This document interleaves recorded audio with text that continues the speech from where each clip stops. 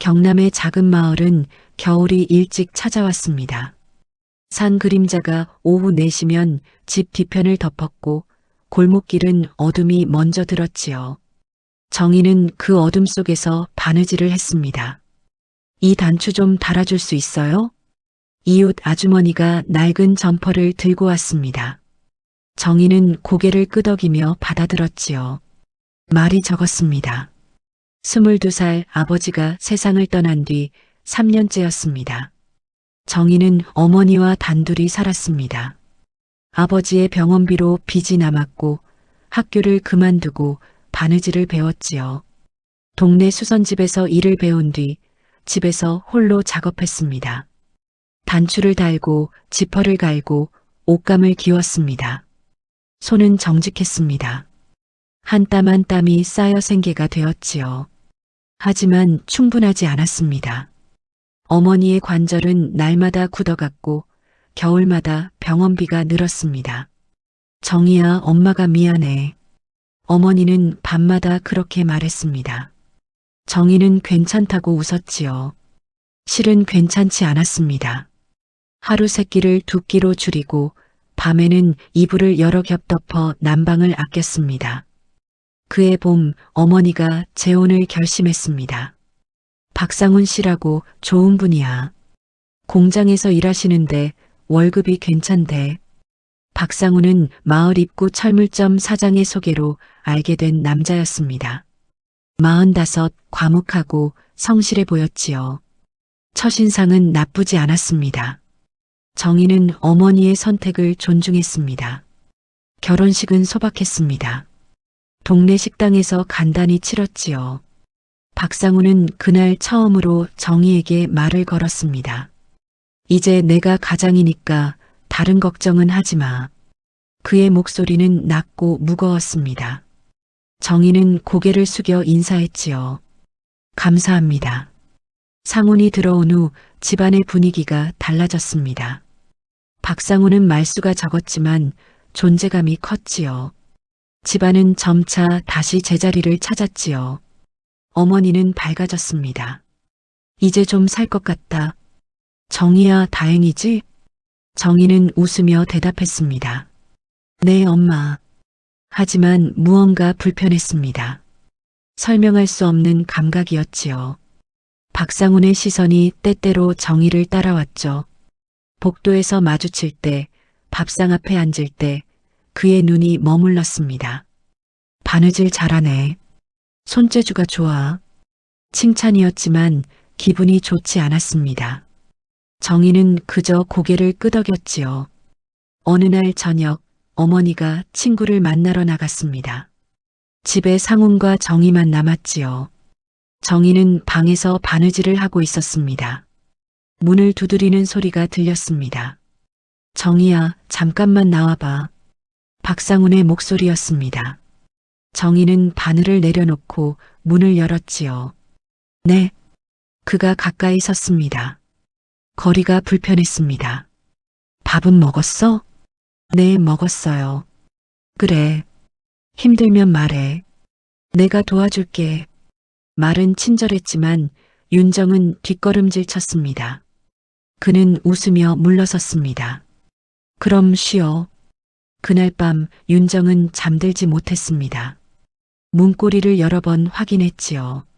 무언가 시작되고 있다는 생각을 지울 수가 없었지요. 공기가 무거워지고 있었습니다. 희망과 불안이 뒤섞였습니다. 경제적으로는 숨통이 트였지만 마음속 어딘가는 조여들고 있었지요. 윤정은 창밖을 바라보았습니다.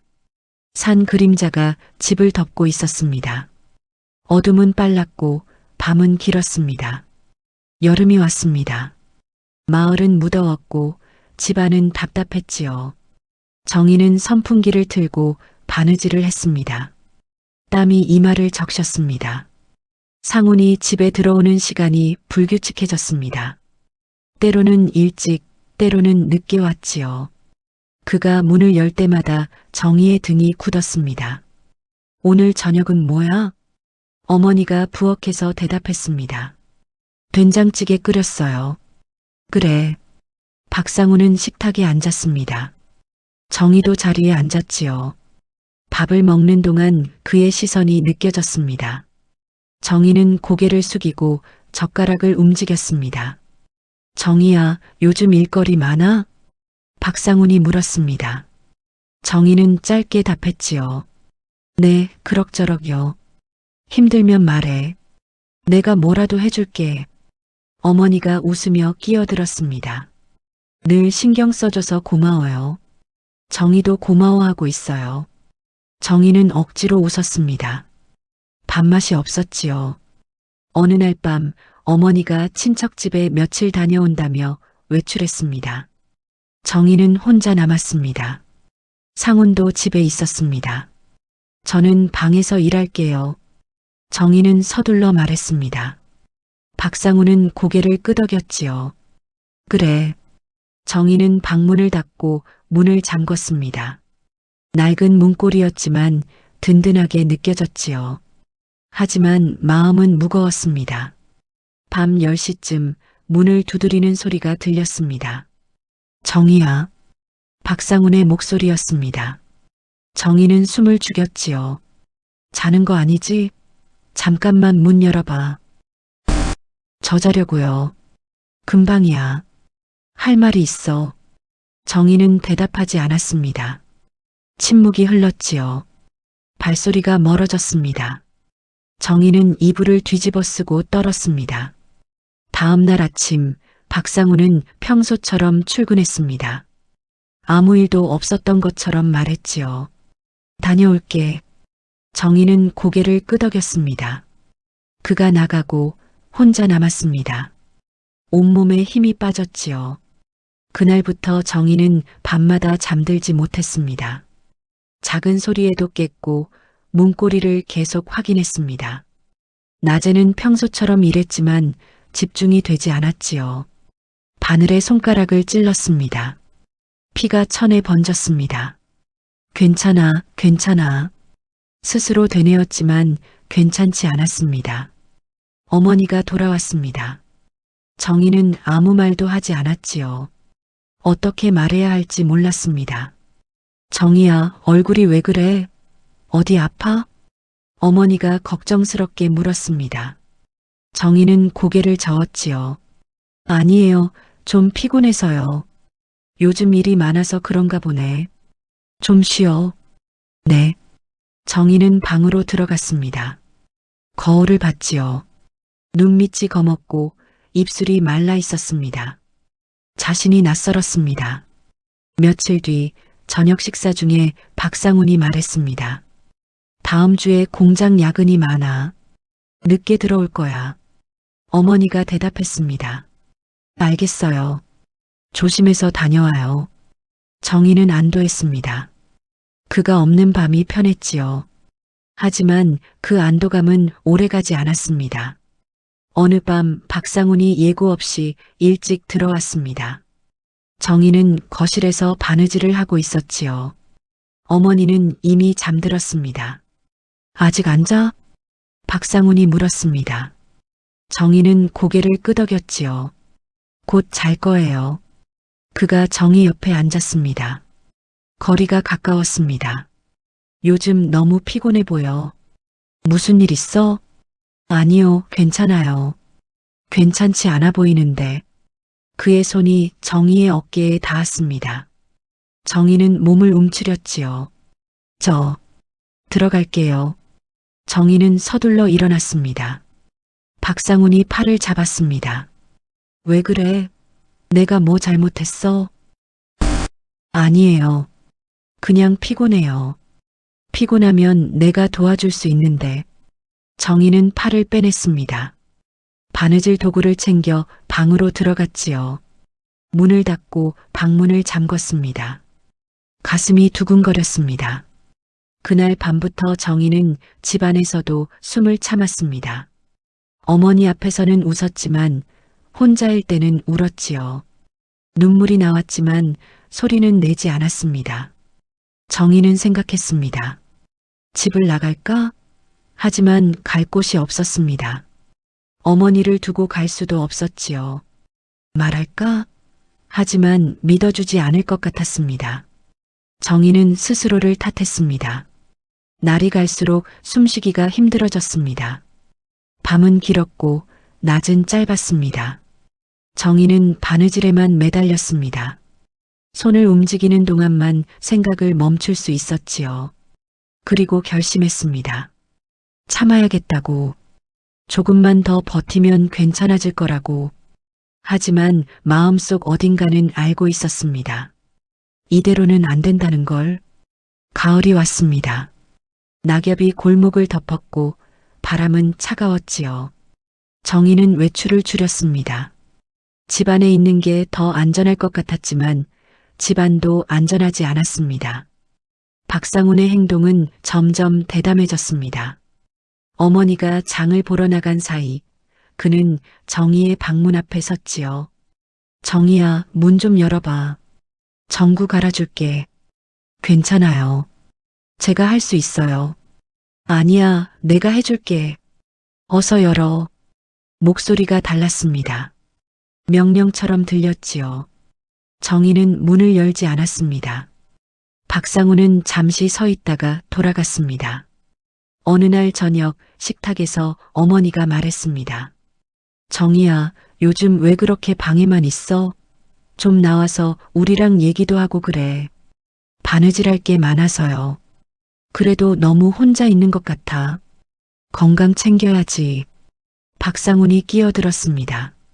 맞아. 얼굴도 안 좋아 보이고 나가서 바람도 쐬고 그래. 정희는 고개를 끄덕였습니다. 대답하지 않았지요. 왜 말이 없어? 어른이 말하잖아. 박상훈의 목소리가 날카로웠습니다. 어머니가 당황하며 말했지요. 당신 왜 그래요? 애가 피곤한가 보네. 그래도 대답은 해야지. 네, 죄송해요. 정희는 작은 목소리로 말했습니다. 박상우는 젓가락을 내려놓고 자리에서 일어났습니다. 방으로 들어갔지요. 어머니가 한숨을 쉬었습니다. 정희야, 아빠가 걱정하는데 요즘 왜 그래? 죄송해요. 윤정은 밥을 남기고 방으로 들어갔습니다. 가슴이 답답했지요. 며칠 뒤 정희는 바느질 실을 사러 갔지요. 계산대에서 이순옥 할머니를 만났습니다.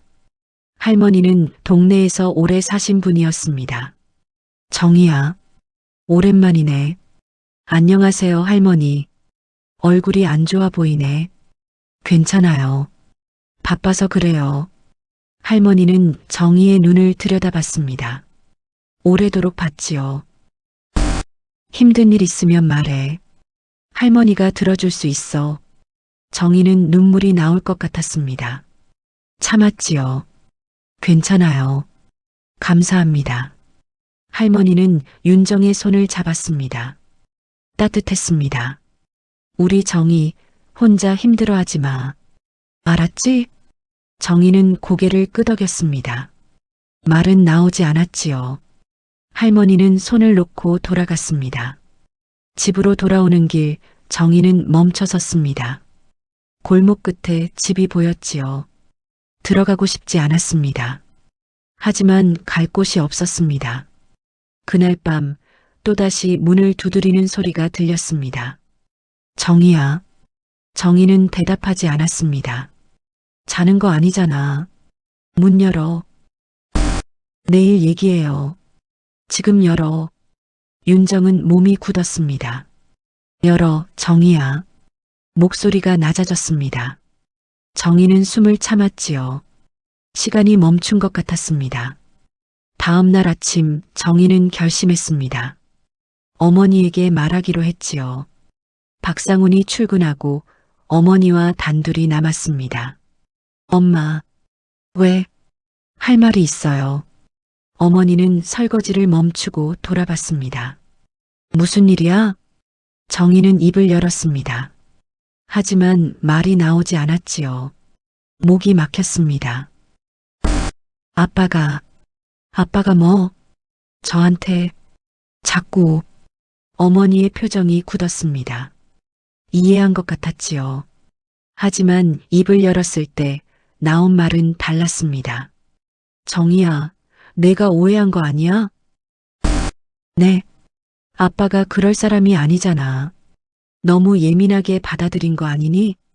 엄마, 아니에요. 진짜로. 그만해. 아빠가 얼마나 우릴 위해서 애쓰시는데. 그런 말하는 거 아니야. 어머니는 다시 설거지를 시작했습니다. 대화는 끝났지만 정희는 그 자리에 서 있었습니다. 온몸에 힘이 빠졌습니다. 방으로 돌아왔습니다. 정희는 바늘을 들었습니다. 천을 꿰매기 시작했습니다. 한 땀 한 땀. 손끝에서 생각이 정리되기 시작했습니다. 참으면 안 된다는 걸 알았지요. 말해도 소용없다는 것도 알았습니다. 정희는 창밖을 봤습니다. 산 그림자가 저물고 있었지요. 어둠이 왔습니다. 하지만 이번에는 달랐습니다. 정희는 어둠 속에서 무언가를 보았습니다. 방법은 하나였습니다. 스스로 끝내는 것. 정희는 바늘을 내려놓았습니다. 가슴 속에서 무언가 움직였지요. 더 이상은 안 돼. 작은 목소리로 중얼거렸습니다. 처음으로 자신의 목소리가 또렷하게 들렸지요. 밤이 깊어갔습니다. 정희는 잠들지 않았습니다. 생각했습니다. 어떻게 할지, 무엇을 할지. 손끝이 차가웠지만 마음은 단단해졌습니다. 정희는 창문을 열었습니다. 찬바람이 들어왔습니다. 깊이 숨을 들이마셨습니다. 이제 시작이었습니다. 새벽이었습니다. 마을은 고요했지요. 정희는 잠들지 않았습니다. 창밖을 보며 생각했습니다. 오래도록 생각했습니다. 이대로는 살 수 없었지요. 정희는 자신의 손을 봤습니다. 바느질로 단단해진 손이었습니다. 그날 아침 박상훈이 출근했습니다. 어머니는 시장에 갔지요. 정희는 혼자 남았습니다. 부엌에 섰습니다. 가스레인지를 봤습니다. 오래된 것이었지요. 박상훈이 고치겠다고 했지만 아직 그대로였습니다. 정희는 손을 뻗었습니다. 그리고 멈췄습니다. 안 돼. 스스로에게 말했습니다. 이건 해결이 아니었습니다. 정희는 손을 걷었습니다. 대신 전화기를 들었습니다. 여성긴급 전화번호를 눌렀습니다. 여보세요, 여성긴급 전화입니다. 목소리가 따뜻했습니다. 정희는 입을 열었지요. 도움이 필요해요. 네, 천천히 말씀하세요. 정희는 떨리는 목소리로 말했습니다. 처음에는 더듬거렸지요. 하지만 점점 또렷해졌습니다. 상담사는 끝까지 들어주었습니다. 지금 안전한 곳에 계세요? 네, 혼자 있어요. 좋아요. 우선 안전이 중요해요. 근처 센터로 오실 수 있나요? 갈 수 있을 것 같아요. 그럼 오늘 오후에 상담 도와드릴게요. 주소 알려드릴게요. 정희는 메모했습니다. 전화를 끊고 한참 그대로 섰습니다. 눈물이 났지요. 처음으로 믿어주는 사람을 만난 기분이었습니다. 오후에 정희는 센터로 갔습니다. 작은 건물이었지요. 들어가자 상담사가 반갑게 맞았습니다. 정희 씨 맞으세요? 네. 이쪽으로 오세요. 상담실은 조용했습니다. 차를 한 잔 받았지요. 정희는 천천히 이야기했습니다. 모든 것을. 상담사는 고개를 끄덕이며 들었습니다. 판단하지 않았지요. 힘드셨겠어요. 잘 오셨어요. 제가 잘못한 건 아닐까요? 아니에요. 정희 씨 잘못이 아니에요. 그 말을 들었을 때 정희의 가슴 속 무언가가 풀렸습니다. 이제 어떻게 하면 될까요? 우선 안전한 곳으로 분리되는 게 중요해요. 단기보호시설이 있어요. 거기서 지내시면서 천천히 계획 세울 수 있어요. 엄마는 어머님께도 연락드릴 수 있어요. 전문가가 설명해 드리면 이해하실 거예요. 정희는 고개를 끄덕였습니다. 처음으로 길이 보였지요. 사흘 뒤 정희는 짐을 쌌습니다. 많지 않았습니다. 옷 몇 벌, 바느질 도구, 그리고 아버지 사진. 어머니가 물었습니다. 어디 가는 거야? 보호시설. 갑자기 왜? 정희는 어머니를 봤습니다. 오래 봤지요. 엄마, 나중에 설명할게요. 어머니는 뭔가 눈치챈 것 같았습니다. 하지만 막지 않았지요. 정희는 집을 나섰습니다. 보호시설은 조용한 곳에 있었습니다. 방은 작았지만 깨끗했지요. 정희는 짐을 풀고 창밖을 봤습니다. 산이 보였습니다. 같은 산이지만 다르게 느껴졌습니다. 그날 밤 처음으로 편히 잠들었습니다. 며칠 뒤 센터에서 어머니와 상담이 잡혔습니다. 정희는 떨렸지요. 어머니는 상담사의 설명을 들었습니다. 처음에는 고개를 저었습니다. 하지만 점점 표정이 굳었지요. 그리고 정희를 봤습니다. 정희야. 어머니의 목소리가 떨렸습니다. 엄마가 몰랐어. 진짜 몰랐어. 알아요. 미안해. 내가 너무 무심했어. 어머니가 울었습니다. 정희도 울었지요. 오랜만에 어머니와 손을 잡았습니다. 이제 괜찮을 거예요, 엄마. 그래, 괜찮을 거야. 박상우는 경찰에 신고되었습니다. 조사가 시작되었지요. 마을은 술렁였습니다. 하지만 정희는 더 이상 두렵지 않았습니다. 한 달 뒤 정희는 이순옥 할머니를 만났습니다. 할머니는 정희를 끌어안았지요. 우리 정희 잘했어. 정말 잘했어. 할머니 덕분이에요. 그때 말씀해 주셨잖아요. 할머니는 작은 봉투를 건넸습니다. 안에는 1000조각이 있었지요. 이거 좀 기워줄 수 있어? 정희는 웃었습니다. 오랜만에 진짜 웃음이었습니다. 그럼요, 해드릴게요. 시설에서 나와 정희는 작은 방을 얻었습니다. 어머니도 박상훈과 이혼 절차를 시작했지요. 시간이 걸렸지만 천천히 나아갔습니다. 정희는 다시 바느질을 시작했습니다. 이번에는 달랐습니다. 자신을 위한 바느질이었지요. 손끝에서 새로운 것이 만들어졌습니다. 어느 날 저녁 정희는 창문을 열었습니다. 바람이 들어왔지요. 살아있다는 느낌이었습니다. 숨 쉴 수 있다는 것, 그것만으로도 충분했습니다. 정희는 바늘을 들었습니다. 새 천을 펼쳤지요. 봄이 다시 왔습니다. 정희의 작은 방에도 햇살이 들었지요. 창가에 놓인 화분에서 새싹이 돋았습니다. 정희는 그걸 보며 웃었습니다. 1년이 흘렀습니다. 빠르지도 느리지도 않았지요. 그저 하루하루 살았습니다. 재판은 끝났고 박상우는 처벌을 받았습니다. 어머니는 새 일자리를 구했습니다. 정희야, 오늘 일찍 끝나는데 저녁 먹으러 갈까? 어머니가 전화했습니다. 정희는 바느질 중이었지요. 좋아요.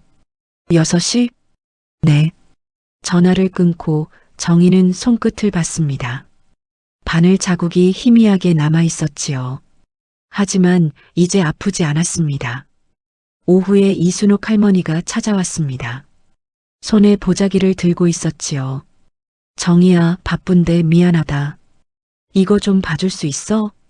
들어오세요, 할머니. 할머니는 방 안을 둘러봤습니다. 작지만 정돈된 공간이었습니다. 책상 위에 재봉틀이 있었고 벽에는 천 샘플이 걸려 있었지요. 할머니는 보자기를 풀었습니다. 낡은 이불보가 나왔지요.